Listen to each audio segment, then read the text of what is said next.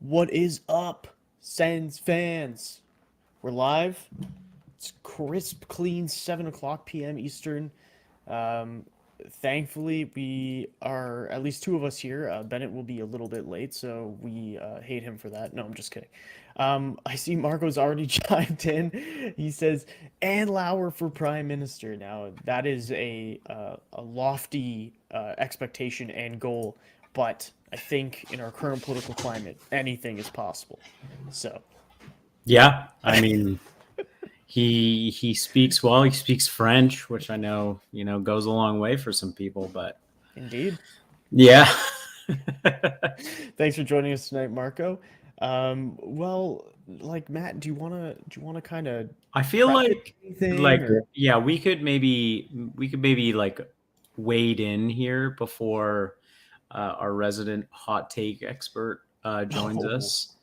damn, Um, throwing but him I under the mean, bus yeah, already? I guess we could sort of preface a bunch of this stuff by saying, it really felt like the catalyst for all of this movement was Shane Pinto being suspended for 41 games. Don't you? It does feel that way. I mean, Andlauer brought it up. He did say that he had two like alarming phone calls from the NHL. Yeah. So to me, right away when the owner says that and they're both in relation, I mean, one seems to be on the player, like Shane Pinto. It wasn't necessarily Pierre Dorion's fault in that situation, but definitely to have the second one about the Evgenii Dadonov trade and the no trade clause debacle in that, I could imagine as a general, or sorry, as the owner of a club, getting that call from the NHL about your general manager would be quite alarming. So I really can't, Yeah. I can't blame Andlauer for being upset there. And just wanted to say good evening to you, Pompeii Games Room. Thanks for joining us tonight. What a name. It's great. I love it. Do you imagine if if that was Pompeii with two eyes? I'm sure that games room was quite lit. Okay. I'm booting you off as soon as Bennett gets here. Uh, uh, yeah, I mean, so it's kind of funny because I only say the whole the Shane Pinto 41 games thing because that day, resident insider, boots on the ground, like streets whisperer, so to speak. Lalim's Martian was just like rapid fire shooting stuff off and being like, okay, there's more coming. And same with the locked on guys and suggesting that there was more coming and it had to do with the Evgenii Dadonov situation. And then that Dorion was fired, and we should keep our eyes on. You're muted. Keep our eye. Apparently, he wasn't actually fired. No, Apparently, yeah. according to I believe it was Friedman, or was it? Yeah, it was Friedman. Yeah, he He put, resigned. yeah, officially he had Well, that's resigned. that's what that Yeah, I mean, I saw you live tweeting the press conference, and that's what Andlauer said. Like he resigned. yeah. So I should say I live tweeted one thing, realized that I had misheard who spoke, and had said that yeah, Andlauer said he had. Andlauer has It was phased it in the was coaching. Stamos who said he had full I belief kept in the seeing coaching that staff. come down in my drop down notifications, and I was like, Yeah. "Oh, what an L." Oh wow. Ouch. Yeah, I was on the road working on some stuff for the podcast, so we'll see what Yeah, comes. But yeah. maybe some interesting news. That's kind of a little foreshadowing. But um, anyway, let's get into the no trade clause situation. So, Sure. for some context, I know everyone here watching kind of already knows this, but just to recap, back in 2021, Ottawa decided to trade Evgeny Dadonov to the Vegas Golden Knights in exchange for Holden and a third round pick. Now, the following trade deadline, Vegas decided to trade Evgeny Dadonov to the Anaheim Ducks because they wanted cap space that they could activate Martinez off of IR, or LTIR, I should say.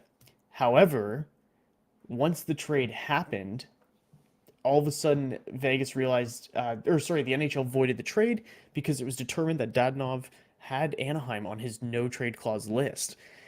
And so I guess it came back to Ottawa that Pierre Dorion had not informed Vegas that there was a no trade clause. And so Vegas was under the impression that there was no trade protection. And I mean, down the stretch, Dadonov ended up having a really nice run of games with Vegas and had like 16 points in 16 games or something nuts. But they were looking for that cap relief so they could activate a player off the LTIR, and it didn't come. So apparently, since then, Vegas was petitioning the NHL to come to a decision of some sort of punishment for the Sens, and finally they decided to do something. Even though in 2022, Friedman reported that there would be no punishment coming to the Sens, but Vegas pressured enough, the NHL reopened their investigation, and punishment came down the line. And yeah, so that's kind of where we sit today. And I guess I'll get your comments on that situation as a whole. Like, I have my own opinions, but I'll kind of let you kick off and what you think about that whole thing, that whole debacle. Yeah, it's definitely one of those situations that you kind of look back and obviously, like Andlauer said in the press conference today, like we were negligent, and ultimately, like Pierre Dorion was the one who he was in charge of hockey operations. Like he's the guy that it sort of affect. Like he's the one that made the call. And he also said two teams wanted their pound of flesh. Obviously, one of them was Vegas, and I guess the other is Anaheim for some reason. All this to say, though, like I have a huge problem with the NHL saying that they were going to pursue this after basically like a year and a half, 18 months, I guess. After there was information that suggested, no, we're like, this is done. This is final. And I have a big problem with that because it felt very like double jeopardy to me. Like you can't go back on a ruling. Apparently they can. Yeah, apparently they can because this is like the NHL's like this is what they do. And I've got a very big problem with that because what if now we have also seen a lot of stuff online recently in the last couple of days in relation to the Dadonov thing and it possibly being a first round pick, which I also want to preface this by saying that a first round pick is way more valuable than $2.5 million is. And this is where I'm going with this is that imagine if every NHL team turned around and said, hey, we actually have a problem with how you guys punished the Blackhawks and we want more. It won't happen because that's, but that would by what they did with Vegas and pandering to what Vegas wanted, because Friedman suggested that they did this because Vegas felt they have a bad reputation and they wanted to fix that. It's like, guys, you traded Fleury without telling him. And Fleury is a guy who at least deserves some respect. You have guys that are leaving that organization that said it was a clown show. Like there's no accountability there. You like get rid of people left, right, and center. Like you guys have done this to yourself. And for them to be able to suggest that 592 days later, I think that's the amount of days it has been, that they are able to finally get something because Dorion was negligent. And yeah. I am very much in the camp of, this is on Dorion. He deserved to be fired for this. But for me, it's also like the precedent going forward, right? Yeah. What if you have another team who decides, and I know their investigations have to happen and whatever, but if one team potentially gets, I don't know, screwed over out of one detail or something or trade, going forward, if they are really upset with that general manager, could they then go to the NHL and be like, hey, listen, this guy didn't tell me about, I don't know, like a bonus in the contract or something like that. Is the NHL then going to be like, oh, well, we need to take punishment and take action on that general manager and strip them of like a first, second round pick or something like that because they didn't give them the full details of trade. So to me, it's like, yes, due diligence needs to be done. Not just by the organization receiving the player, but yeah, the one trading it. Like they need to be like, hey, listen, this player does have an NTC, and I know it's available on Cap Friendly, but if they're like they submitted this list, this is the list of teams they don't want to go to, then like that is the responsibility of the trading team. However, my issue of it is that the NHL, the central registry, they have to go into detail over all aspects of a contract during a trade to ensure that it is correct. And this is why the NHL trade deadline, it goes past the deadline because when they're processing all these trades, they can't do it just like, yep, yep, yep, and click OK on like a button. They actually have to review to make sure contractually the player can be traded to a team and that the NHL, like the teams trading, are doing it in a way that like abides by the NHL standards. So for me, this punishment on the Sens basically says the NHL doesn't take any accountability for them screwing up at the central registry and not realizing that he had no trade clause. So to me, it's like the NHL is like, no, we absolve ourselves of all the blame. It's purely on Pierre Dorion, and it's like, I don't know. It's I find it a bit exactly bush league, but it's exactly like the moment where you see like the NHL will have no further comment on this, and it's frustrating because we need more context in these types of scenarios that what does the central registry look like? Is it an online website that no other team is it like a Dropbox that you can go in and look at other teams' contracts? Like what is it? it's just an online NHL GM mode or something. You have to wonder because it shouldn't be that hard. Yeah. But ultimately, what I appreciate about Andlauer coming in and saying is, like the buck stops with us. Like we were negligent. We didn't do, we didn't follow protocol, and that's what happened. But what I did love, and like, I guess we're just kind of riffing here, is like Andlauer did not pull punches in that press conference by any means. He was honest. But before we get to that, I just want to say thank you, first of all, Marco and Pompey, for being active in chat and tuning in. I'll get to some of your comments in a bit here, but I just want to talk about Pierre Dorion and how it led to now. Yeah, let's do it. Let's do it. And we'll talk about the press conference with Staios and Andlauer. But so essentially, by all accounts, reports that last night, according to Andlauer, him and Dorion, they went out for supper. And they had a chat and they mutually agreed to part ways. And so that's kind of how it went down. I had an inkling something was coming. I had heard from someone that Dorion had not been at the last team practice or two.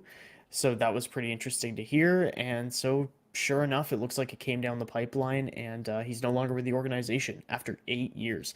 So it's a long time, and especially actually for newer fans. In the GM position, he's been with the Sens since 2006. Yes, overall for sure. But sorry, as general manager, the last 8 years. So he has been like, I don't know if a staple is the right word, but like a presence in the organization for a long time. And so for fans of the team growing up in this era, it is like a big decision that's made. But I think we all figured that this could happen when you have a new owner come in and they appoint someone who they love and they admire as their president of hockey ops. Like this is a move that's foreseeable. So of course that led to the conference today with Staios and Andlauer announcing that Dorion was no longer with the organization. And Andlauer did not hold back and go for it. I'll let you touch on some of the stuff that Andlauer mentioned in his presser. Well, now that we're chopping it up about Pierre Dorion, I think it's worthwhile to talk about him. And then I'm sure by that time Bennett will be here. But I think Dorion's tenure will be marred with like unforced errors. And there's a lot that you can talk about, but like you look at how he was setting this team up and you look at some of his acquisitions, and it really makes you wonder what the guy was thinking on some of them. And to me, the Stone trade is always going to look bad, no matter how good Eric Brandstrom becomes. And you have two of the biggest Brandstrom fans talking to each other right now, and he's not going to be anything near Mark Stone. But to me, the biggest mistake he made was the Zibanejad trade, and that is a guy he scouted him. He went and did all he needed to do, and he decided to trade him as a 22 or 23-year-old center that just came off 50 some odd point season. And then you look at some of the recent stuff that was great, with him signing all of our core guys to excellent contracts. The Sanderson contract is looking like a sweetheart deal by the day. The Stützle contract it looks amazing. The Tkachuk contract looks amazing. The Chabot one it'll get there. He was the first legitimate player. I know Colin White signed long term, but Chabot was the first, I would say, star caliber player who signed. Oh yeah, Chabot is the guy. Of the current core. Yeah, and that goes a long way. I also believe that our very own Bennett Gladwin will be joining us shortly. Ooh, that's good. According to our very private Discord channel that we have. Sources. Trust me, bro. But I think Dorion had some great sound bites. He was a likable guy. But I think you're going to see a lot of stuff coming out of the woodwork in the next couple of days, how Dorion wasn't the best guy and not a lot of players liked him, and GMs didn't have a lot of respect for him. And I'm just why bother? Let's get Bennett in here. Let's get Bennett's opinion on the whole Pierre Dorion situation now that he's ready to join us. So, Bennett, can you hear us? Bennett. I can hear you loud and clear. Wow. Can you hear me? Yes, your grand entrance. Decked out in the Sens gear. You're more ready. Usually I'm the Sens gear one who's all decked out, but today it's you. Listen, is a very important clarification to make here. One is supposed to dress up for a funeral, and here we are ready to dance on Pierre Dorion's grave. Ergo, I am decked out. Here to send him off with a decent amount of respect, but mostly thanks and see you later. Well, okay, I will say on Matt's point, I think some of the earlier trades, 100%, they look downright bad. The Zibanejad trade being one of them. I think at the time, especially early in his tenure, money management was not accepted, or maybe the free flow of money was not high on his list of tools he had available to him, if we'll say that. Melnyk obviously is going to, or was going to, always be pinching at money. That's part of the reason why a second-round pick was included in the Zibanejad trade to get Brassard, right? Was because of the money owed. And so, anyway, that I think really caused a lot of issues early in his tenure, and I think it was only in the last 2 years where he was able to kind of get away from that whole money-strapped GM position and start making some more freewheeling moves. And listen, I'm not here to pump the tires of Pierre Dorion. I think there are some good moves he's made. I think there's some good contracts he signed, but there's also some boneheaded ones, and we don't need to recap all of those.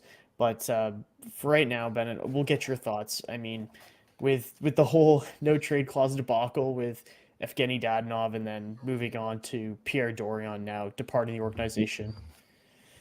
Well, before we talk about Dorion, let us please take a moment to absolutely curse and render, hatred upon the Vegas Golden Knights. Yeah. This is the most ridiculous and childlike organization in the league. They have Bettman wound around their fucking platinum gold fingers, and it took them a year and a half of whining and complaining that, people think we look bad because of this, for the league to come down with a harsher punishment on the Ottawa Senators than Chicago got for covering up a sexual assault scandal.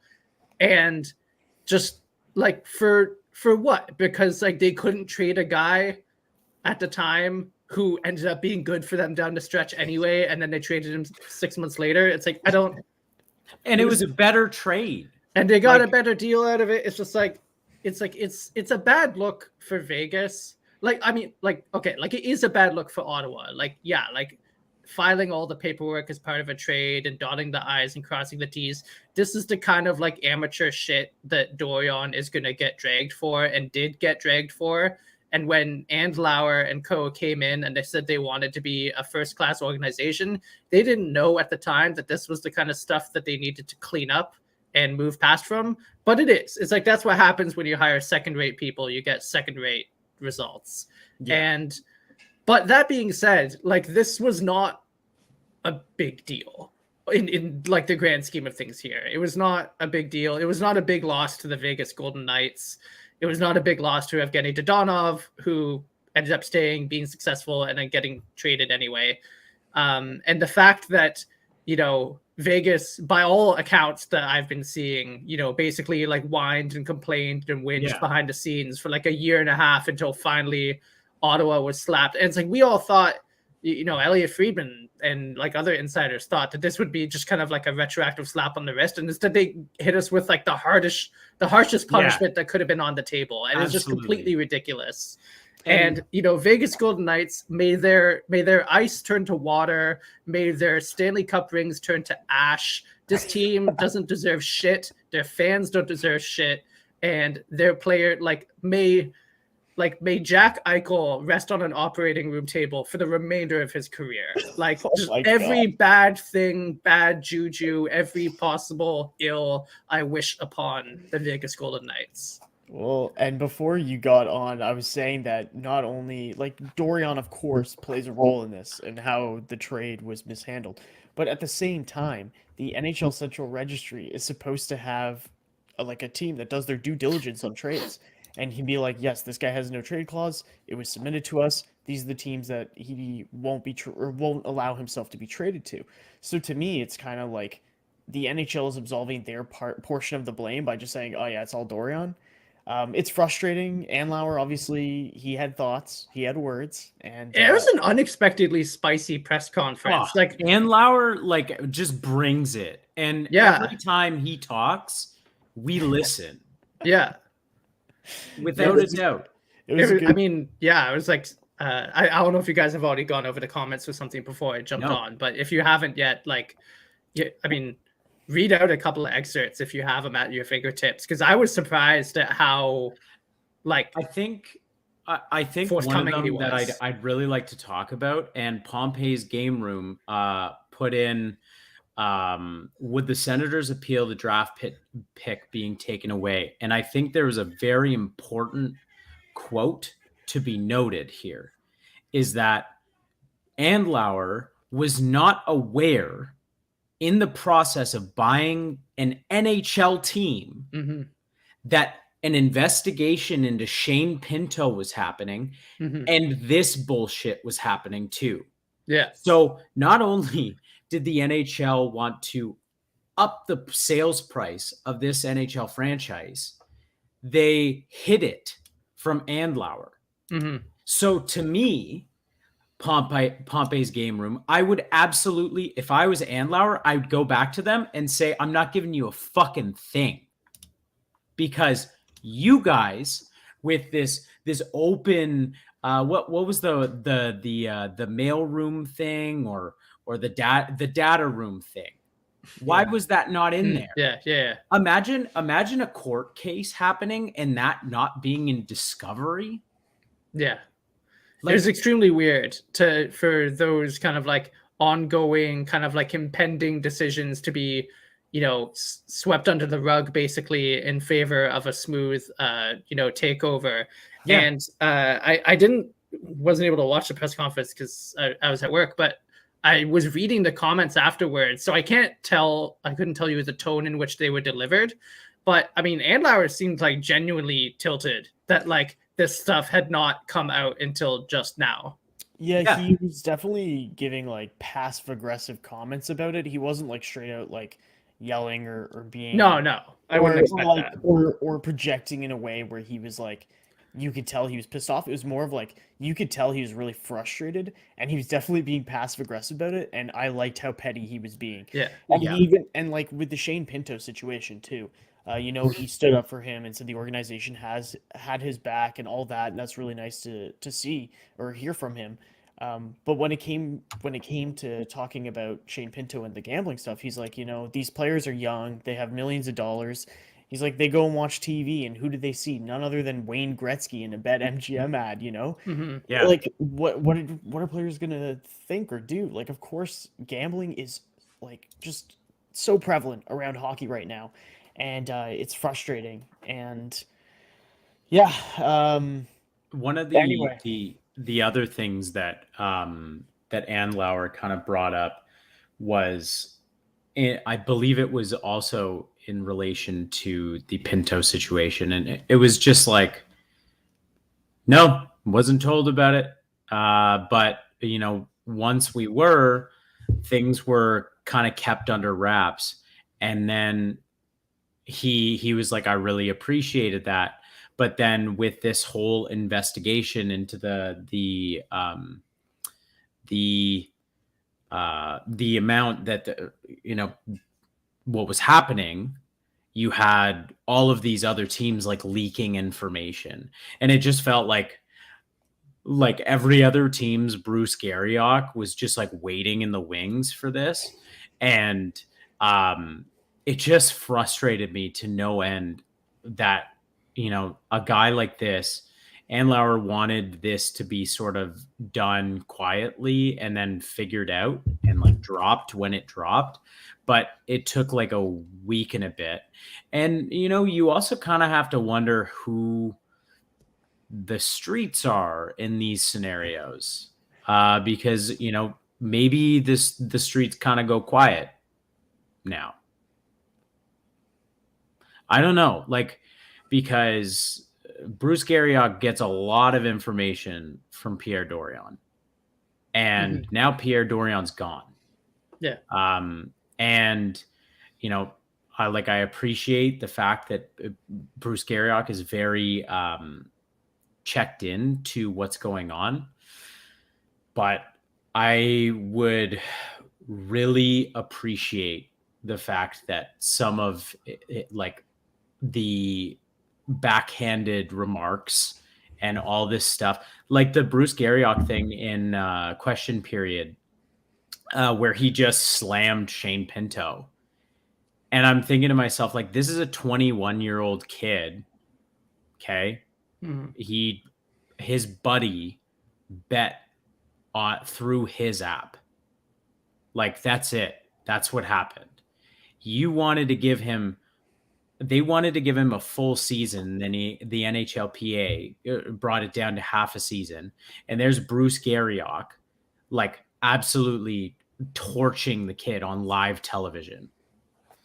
Yeah, for something that was clearly like an honest mistake. Like, yeah, you know, or if it wasn't an honest mistake, it was a learning lesson, regardless, right? But like, is it that bad, guys? Because it's not. Like, I really don't think you can't fix a match in hockey. Yeah, no, I think especially when you're not playing. I think it was like circumventing, like I don't know, say you're on whatever betting website one, and you circumvent their rules about betting, then I can understand why, you know, I think you can knowingly circumvent the rules without being like a brainiac about betting on gambling and all that stuff on sporting events, even if it wasn't on the NHL, right? Like, it doesn't take a rocket scientist to know that if I get, you know, my uncle or something to be betting on games under my name on my account, that's probably circumventing some rules. So anyway, but benefit of the doubt, sure, even if he was naive to it, like... Yeah, it's like, ultimately, I think what I'm like getting to here is it's going to be really nice to see this regime gone, because it started right from the top with Melnyk. It was there with Pierre Dorion and some of the other guys. And like it ended with the media coverage that was Bruce Garriock.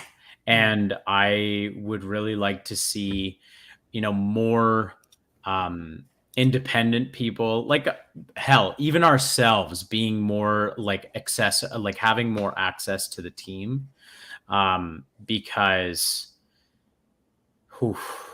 I just like, it's time for the Garriock era to move on. Yeah. And so back to Dorion here. Hell yeah, Bennett. Yeah, 8 years in charge, the majority of the time of which he was, working for Melnyk, and we know the constraints that he was operating under, both in terms of, the ability to bring in talented people around him, which he had limited capacity to do, the need to, retain kind of like an internal, cap that was different from the salary cap that the league maintains. And so we understand the constraints that he was under for a long time. And I think the 2020 draft will go down as one of the most consequential in the Senators' history.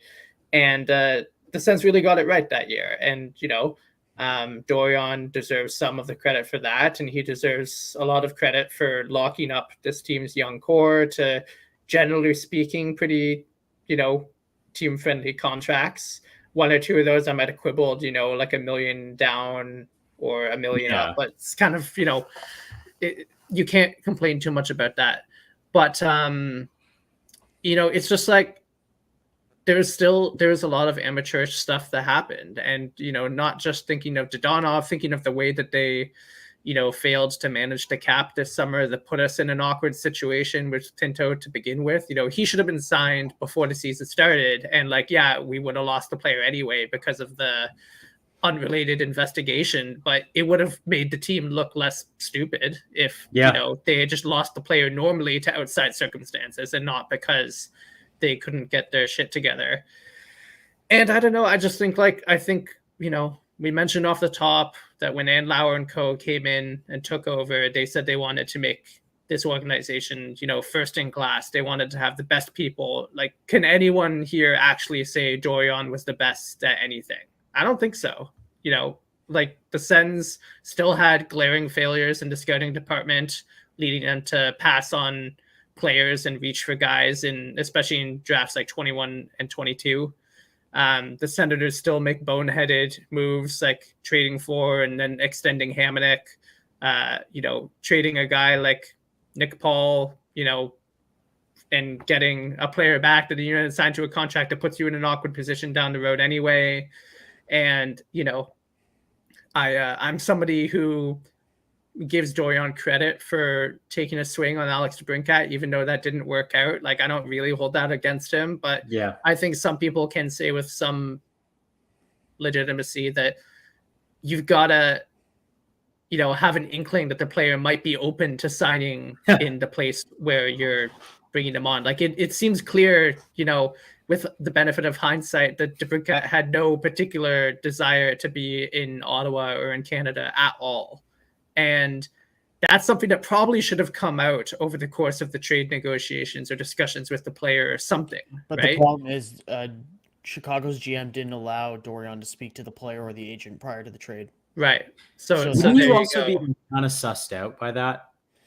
Yeah, I think it's because was Kyle Davidson in Chicago. Like, he was trying to protect his asset. So I think he was trying to maximize his return. And he felt like if he let the player and the agent talk to teams, and hypothetically, let's say a team like San Jose was interested and they tried to talk to the player and he's like, I don't want to go to San Jose, then that puts the team in a rough spot, right? Because then you're cutting out trade partners. Kind of like what happened when Ottawa went to trade DeBrincat earlier this summer. Yeah. Yeah. So, and I think like you can also go back, obviously you can go back even further, Bennett, and like not even looking at the big trades like Zibanejad. Somebody was just talking about Dylan DeMello. Like, just like why, like that one.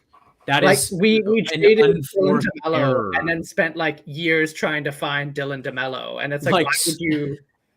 If you had kept Dylan DeMello, you wouldn't have gotten Josh Brown. Hamonic. Insert every Goodbranson. Goodbranson. like Did we Breeden, have Coburn, Zaitsev by like then? we Like, signed Coburn- so many Coburn and complete Paquette. garbage defensemen. No, but Coburn and Paquette is basically Ottawa just got a free second round pick because they traded we Anders capped them. Nilsson's contract. Yeah, so Ottawa got a free second round pick out of that trade. So that actually wasn't a big deal. I kind of was like, okay, cool. It didn't work out. But Where's who cares for that Paquette? second pick? Probably in Europe. Yeah, he was awful. But I want to stay But- focused. So with Pierre Yeah. Dorion, like obviously there's some good, there's some bad. I think in recent years Ugly. he looked, yeah, for sure. And in recent years he looked better, and I think that comes with experience, maturity in the role. Obviously he never, I think, truly mastered the PR aspect of the job, and that's hard to come by. But from looking at reporting, or at least rumors floating out there, we've seen names like Peter Chiarelli be floated out there. I've seen Ryan Bonus as potentially getting a promotion internally to GM. I've also seen now Matthew Darsh from the Tampa Bay organization. Gary Ock floated his name out within the last hour as being someone who the Sens may be interested in.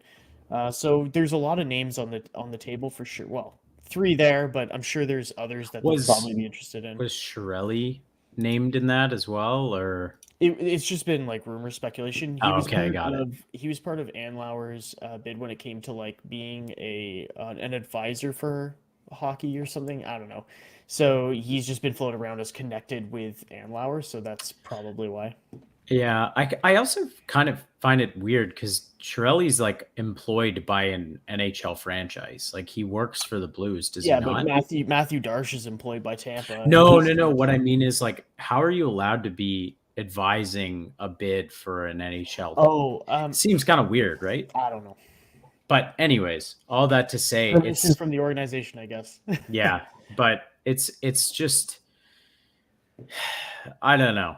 It's a really weird whole situation that it all kind of culminated from the Shane Pinto news, and then sort of things kind of trickled even more.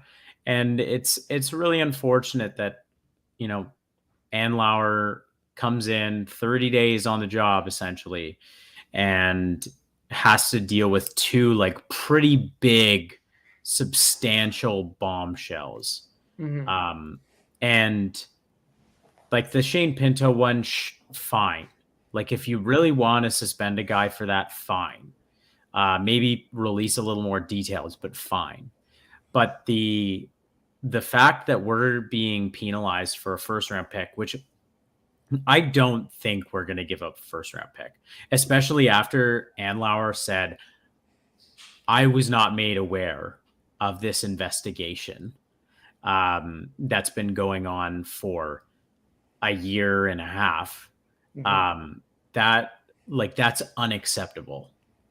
That's completely unacceptable. So I could definitely see it coming down a couple picks, or, it being changed to a monetary fine. But like, I think it'll really depend on how Andlauer approaches that. I don't even know if it's something that can be appealed, to be honest with you. My other frustration was the NHL didn't elaborate on what exactly happened. They just said, of course not. This is the conclusion of the investigation, and like, see ya. It's like, even if they, like, I understand maybe protecting Pierre Dorion's character or what have you, but if they at least said like some of the details of the contract had been incorrectly passed to the Vegas Golden Knights, something like that. At least make it something that, even if it's still somewhat vague, it's at least gives people like an understanding of, okay, what was the actual specific thing that led to the NHL deciding to take a first round pick from Ottawa for one of the next 3 years. So, I don't know. But other than that, like, I mean, Andlauer had a lot to say today. He was very blunt, and I respected that from him. We can look at some of the comments here too. There are a lot. There are a lot. We probably won't go through all of them. I guess, Pompey, we answered your question about would the Senators appeal the draft pick. It's totally possible. I guess it comes down to if the NHL will even hear that. If Andlauer wants to go that route, I feel like, maybe bringing up another off-ice issue isn't something that's on his agenda, so we'll see about that. What else do we got here? Yeah, Robert Sinak says that Dorion made some good moves. Unfortunately, he would taint the moves with, moments with dumb decisions or unnecessary drama. I don't know about the drama aspect, but I agree. Like, there would be some really good moments, and then of course some like dumb decisions, and it was frustrating, and I can appreciate that. Um, I think when it comes to like drafting, there were some good draft in there where 2020 now they've ended up with three of the best players from that draft class. I would argue. In 2017 they managed to snag Batherson in the fourth round. There's maybe outside of those two, not a whole lot to write home about. But in general, I'd say getting Zub out of Europe and having him develop into a really steady top four defenseman.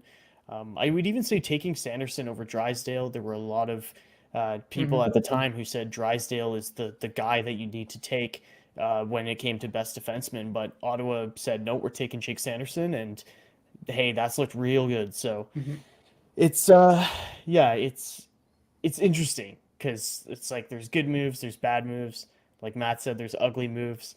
So his legacy, I think, will be a very interesting one. And one of my friends actually made a Google form, and I posted the link to it at the top of the chat if you scroll all the way up there. And for anyone watching, if you fill it out and give your opinion on what the legacy of Pierre Dorion is as Sens GM, that'd be really, really great. And I know me and my friend would appreciate it quite a bit. We're trying to gain some data there and kind of see what Sens fans think beyond just like, was he bad? Yes, no.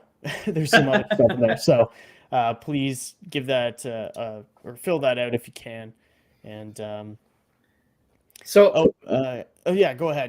I was going to say just you mentioned briefly some of the potential candidates that could come in here. The last thing that I want to see is them, promoting someone from within or just hiring like the first guy that was kind of like listed in the, list of potential candidates. Like we have an opportunity here. I've mentioned this a couple of times on the show before that, for the first time in perhaps decades, the Senators have an opportunity to do a really fulsome search and hire truly the best person available. For many years, all we did was, promote, second-rate people from within the organization or take, people who were, not employed in the NHL or then who after leaving this team went on to never be employed again in the NHL, like most of our coaches, for instance.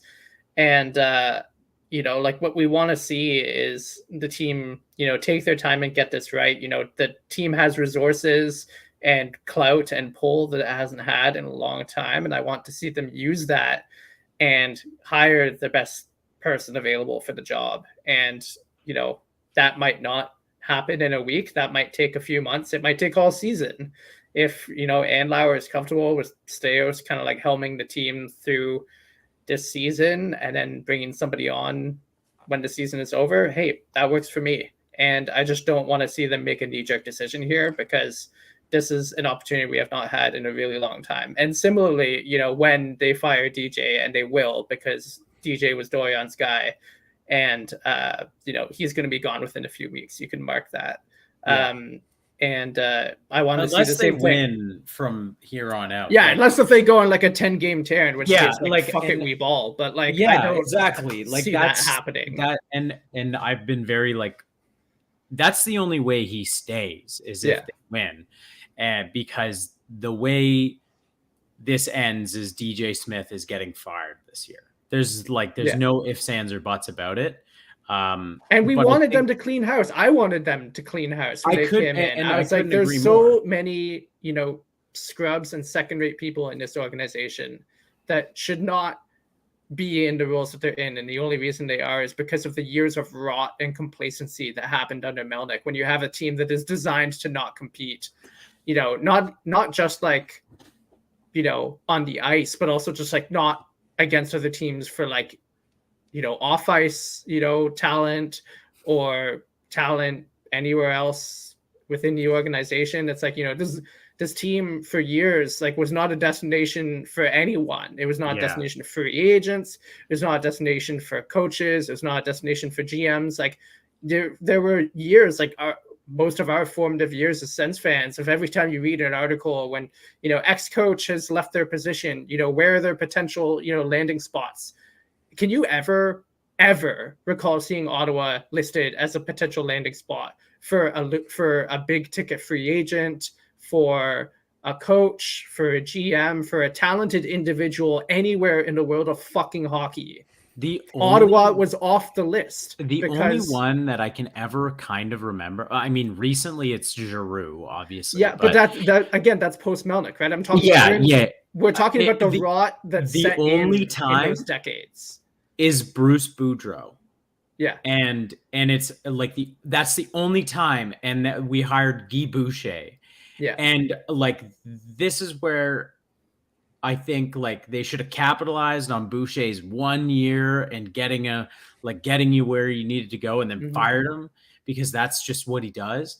But you're absolutely right. I think like Matt loves Ryan Bonus, and I think he's a good addition to the team, and like I think he's good in the role he is in. Would I hate him being promoted to GM? Like, I think a guy like Matthew Darsh being named, like he is probably the hottest commodity. Also, Eric Tulsky in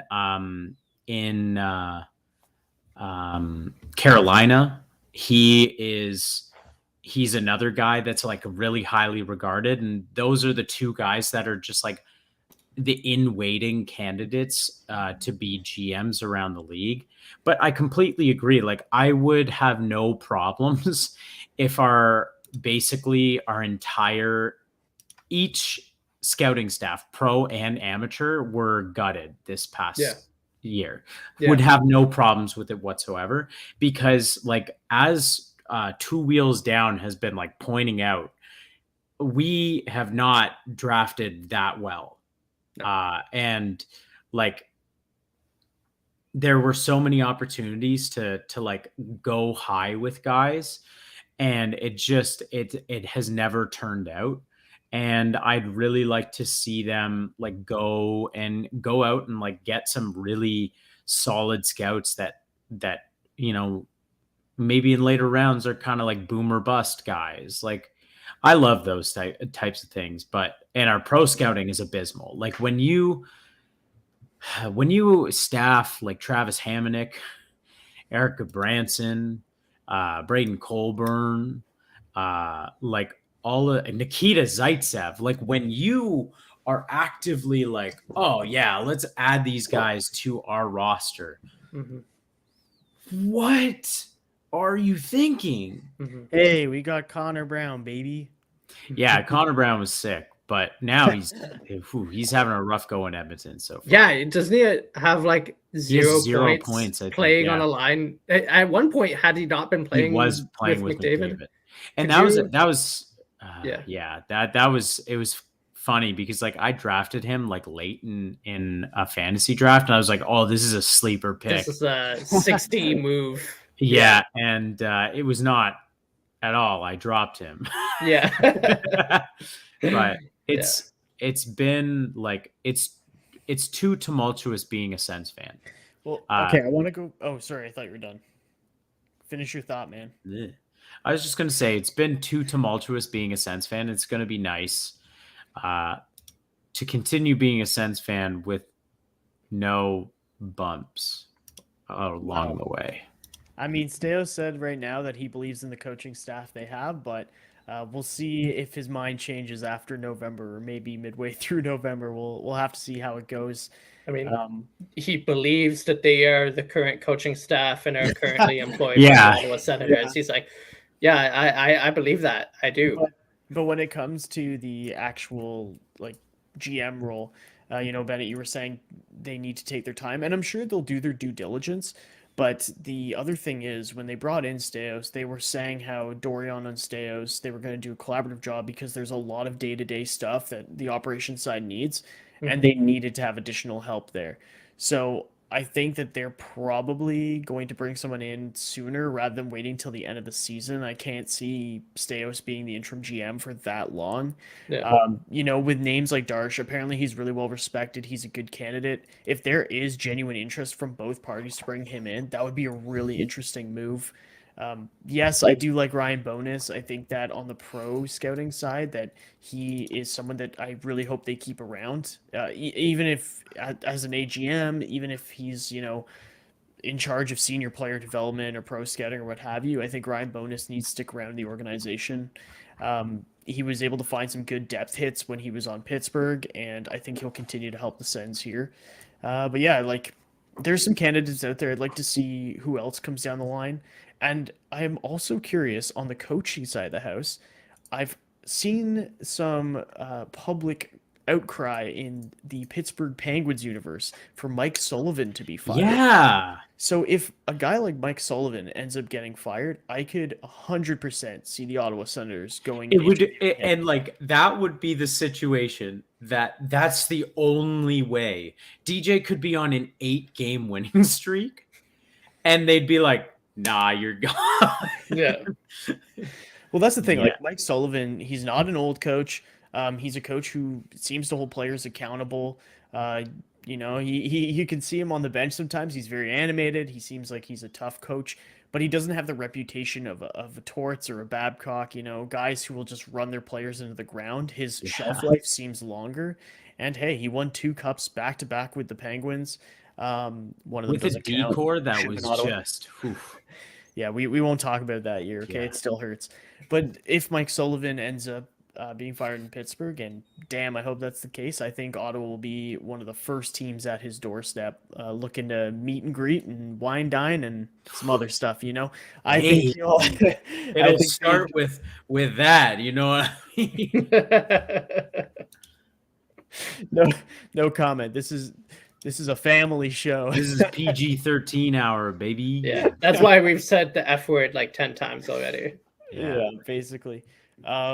The one other comment in here, I did see Kevin say that it was crazy that him and I just saw Dorion and DJ Smith at last year's Fan Fest. We got to meet them, and he's all smiles, enthusiastic. They got to Brincat, they got Giroux, they got Talbot. We're going for the playoffs. Didn't they just announce that Stützle had signed an 8-year deal as well? Yeah, it was like soon after that, if not like the day of. It was like a whole thing, right? So Sens fans were on high. It was good times, and man, a year later to say that it's changed how it has changed, pretty crazy. So, yeah. And also, Two Wheels Down, don't worry about flooding the chat. We love the comments. We love reading all the stuff you guys are posting. So thank you. Thanks for everyone interacting. Really appreciate it. Yeah, I mean, I don't know if you guys want to continue on the coaching stuff, if there's anything more you want to say on the GM situation, or just maybe thoughts on the team in general. They got a few games coming up before they head out to Sweden. And you head out to Sweden, too. I am. And yeah, I'll make sure to film some content when I'm out there.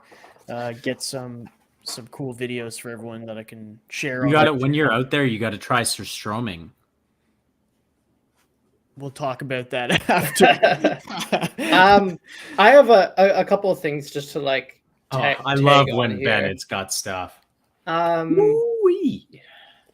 Yeah, I mean, like right now, like what brought us into this situation in the most immediate sense are like a couple of like, things that you don't want to see, which is a player getting sanctioned for an off-ice error, and the team getting sanctioned for a bookkeeping error. And it's like, those suck. And we hate that they happened, and we wish that they had it.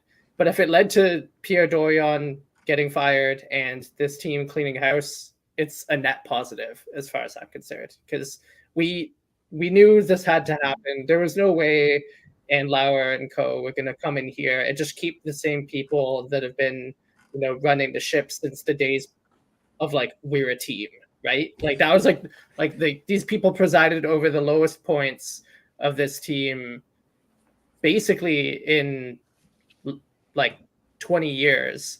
And they were all still employed at the end of that point. All the ups and downs of the trades and the drafts and the missed opportunities and the mistakes that were made, as well as, the successes here and there. But ultimately, like, none of them were people that are going to be sought after by other teams when they're gone.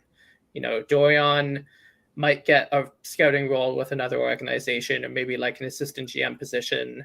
DJ, when he is fired, I could possibly see him getting employed by another NHL team. Certainly at the very least in an assistant capacity. Maybe another rebuilding team might bring him on for the nadir of their kind of like tanking. But ultimately, I think like there are way better options than the people that were currently at the helm. And if this is what it took for the excuse, the casus belli that they needed to just, come in and upgrade those positions with better people and more talented people, then we'll look back on these, off-ice shenanigans as something that ultimately benefited the team. Definitely. Couldn't have said it better myself. And really hoping to see a positive direction for this team going forward. To me, honestly, I won't lie. I personally think that changing the coaching staff would have been more productive than changing who is at the GM helm. But that starts at the top. At the top. You gotta trim the rot from the top down. For sure. I just think that they're it'll come, I'm sure, in time. For me, it just wasn't the priority move, but I can understand how after this news came out, you have to make a change. Like, it's just, without a doubt. How can you not? So yeah, I think at this point it's kind of wait and see for the Sens in terms of who fills that role. And hopefully they have a good Sweden trip, and I'm not crying my eyes out over there. Yeah, like I think what's important is they kind of go on a run here to sort of like mitigate any of the off-ice drama that has been occurring the past week. I definitely saw DJ going way before Dorion. But now that Dorion's gone, the likelihood of DJ being gone is gone. Like it's basically 100%. Whereas with DJ gone, Dorion may have like kind of saved his job a little bit if they had continued to win in any capacity. But overall, like, I'm not really worried. I think Steve Staios is going to be a very capable interim GM, and who knows, like, maybe it's a situation where like it's a Kyle Dubas thing where he's just like, well, I'll just do it, and he just does it, and that's life. Like, I have no qualms with that because I think Steve Staios is a very capable individual, and was also very highly regarded. So I think we're in good hands right now, and I think the team just needs to go out and perform to its potential, because after DJ said, we're 500 and that's sort of where we wanted to be, I'm like, that's a pathetic thing to say. Go out and win. Just do it. Yeah. Well, that wasn't exactly what he said. He said that they had hoped that they would be like 5-3, but I think the quote wasn't maybe shared on social media in the exact way. Sure, but at the same time, if they had hoped to be 5-3, like, you lost a lot of winnable games, and I think it just comes down to coaching. So I think the Islanders game was winnable, but I don't know about the. I think the Buffalo game. The Buffalo game. I just like the way I look at it is DJ doesn't know how to coach, and he doesn't know how to coach defense. So like, I have not been impressed with our defense in the slightest, other than Sanderson, obviously. But even him, like, there are times where I'm thinking to myself, like, what are you doing here in this scenario that made you choose this decision? And like, defensively speaking, like, our team can be a train wreck from the forwards to the defensemen. And it always comes down to that. And like, I watched the Buffalo game and was like, oof, there are a lot of miscues happening here that shouldn't be. So I'm now like, the clock is ticking on DJ. Can't wait. It's going to be great. Cool. On that note, I just want to say, Pompey Games Room, I saw that you posted asking if there's any Sens fans get-togethers in Sweden. I know that the group trip that most people are flying out with, they are organizing one. I also know that one may be organized by a member of the media who's going over there, but I don't want to like necessarily say details on that because I don't know if that's something that they want to be public that they're organizing. But anyway, we'll see about that. I'm sure that you'll see some content. I'll definitely try and post some stuff when I'm out there. It should be an exciting time, an exciting 2 games. I don't know. I'm looking forward to it. And yeah, I mean, on that note, I think we've really covered all we wanted to tonight. Thank you so much to everybody who's been watching. Please, if you're not subscribed already, we'd really appreciate that. We're getting closer to 600, which is great. And all our social media platforms you can find in the description or in previous episodes. So thank you so much for following along tonight. We'll come back at you with an episode soon, I'm sure. So thank you so much. Go Sens go, and we'll see you next time. Later, skaters. Go Sens, go, baby.